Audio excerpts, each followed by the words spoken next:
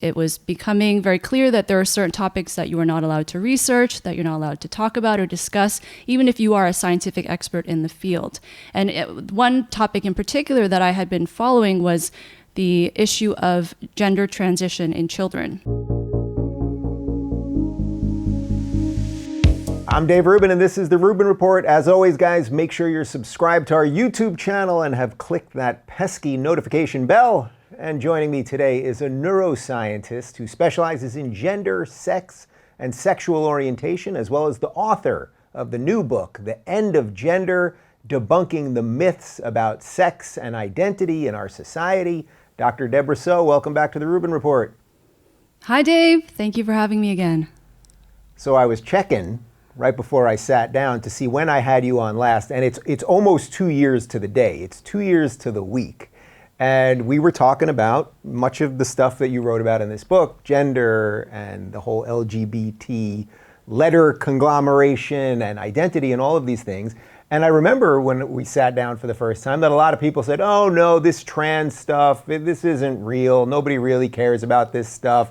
All these things, these are just made up things that only academics and you YouTubers care about. Flash forward 2 years to where we're at right now with your book coming out this week, and it's like, this is one of the biggest issues around. So I guess my first question is, it must feel pretty good to not be crazy, huh?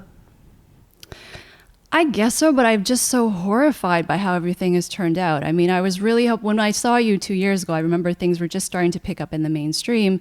And I was still hoping there's still a chance maybe this is going to get caught. People are going to figure things out. We're going to be able to cut this off before it gets too crazy. But it really has just gotten worse.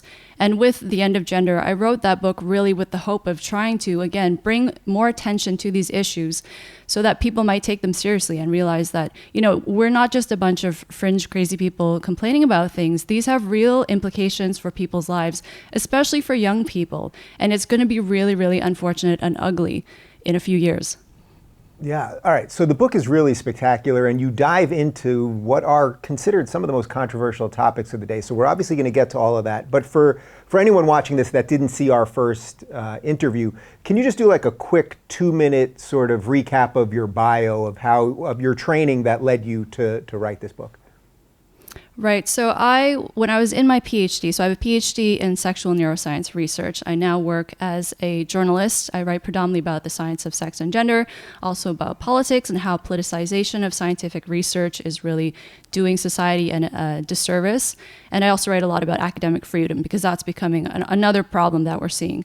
And so for myself, in the last few years of my PhD, I had noticed that the political climate of academia was shifting. And it was becoming very clear that there are certain topics that you are not allowed to research, that you're not allowed to talk about or discuss, even if you are a scientific expert in the field. And one topic in particular that I had been following was the issue of gender transition in children. And so at that time, every single mainstream news piece, pretty much, I could count on maybe there one or two fingers, the number of pieces that had come out criticizing this at that time, said that the best way forward for children who are gender dysphoric, so they feel they're more like the opposite sex than the sex that they were born as, the best way forward for them was to socially transition at a young age, younger being better, and that once they did transition, they flourished. You know, parents would say that they're doing so much better. But from a scientific perspective, all of the research literature suggests that it's actually better for these children to wait until they reach puberty. There's a very, very high chance that they're going to outgrow the way they feel. They're more likely to grow up to be gay in adulthood. And so I wrote an op-ed about this, and I waited about 6 months because I didn't know if I really wanted to publish it because I knew it was there's going to be huge backlash.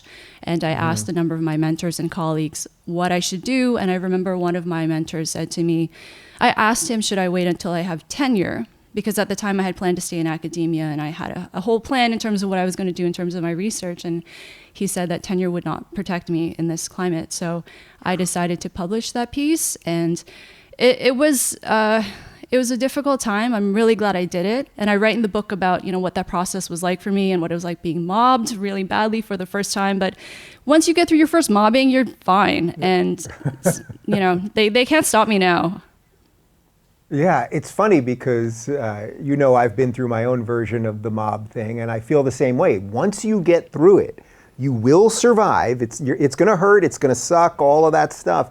but once you get through it and survive, you will be stronger on the other side. Could you just talk a little bit, though, about the reaction from your colleagues? Because I think a lot of people can't accept somehow that academia could be this corrupt, that when you write a paper using scientific evidence saying that, when you transition this young, it doesn't necessarily lead to a happier life, and you use data and evidence to support that you still get hit from the other academics. Like, I think people can't really, the average person who's not in academia can't really understand how that happened to academia. Well, I would say within sex research, which was my discipline, it really has been like a canary in the coal mine, because we saw these issues, especially left-leaning science denial. This has been an issue for decades in sexology, which is the scientific study of sex and gender. So most of us in sexology are liberals. I consider myself still to be a liberal. And I think my colleagues are just focused on doing good work, as they should be. So I wouldn't say, and not that you were saying this, but I wouldn't say sex research necessarily themselves are corrupt in why they stay silent. It's more that they know they already have a target on their back.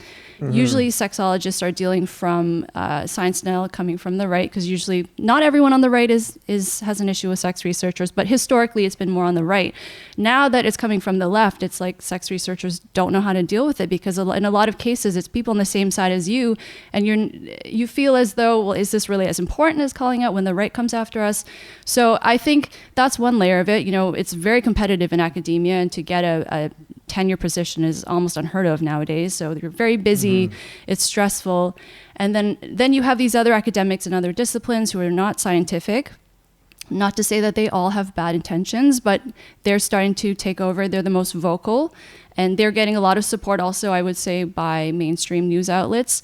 So as time goes on, it feels, I think, more and more like you have more to lose than to gain by speaking out. So why start speaking out now? And that's how we got to where we are. So one of the things that I'm really amazed by, and I've brought this up with a couple guests when I've talked about the trans issue, I've talked about this with Douglas Murray and with Rob Smith and a couple other people, is that in many ways the trans movement now seems almost perversely anti-gay, meaning that if you're an effeminate young boy, they would rather see you transition to be female rather than accept that you actually are just a gay male. So I also think, just for me personally, it's particularly weird because I played with G.I. Joes and Transformers, so no one thought I was gay per se, right? But I have friends that were boys that played with Barbies, and people thought they were gay when they were 5, and that if they now, even though they're maybe in their 40s now, if they were growing up now and they were 4 years old, 5 years old doing that, they would have been put through transition. And that seems sort of anti-gay, doesn't it? 100%. 100%. And myself, as we talked last time I was with you, I grew up in the gay community. I find this very upsetting. If you're looking for more honest and thoughtful conversations about academia instead of nonstop yelling, check out our academia playlist. And if you want to watch full interviews on a variety of topics, check out our full episode playlist. They're all right over here. And to get notified of all future videos, be sure to subscribe and click the notification bell.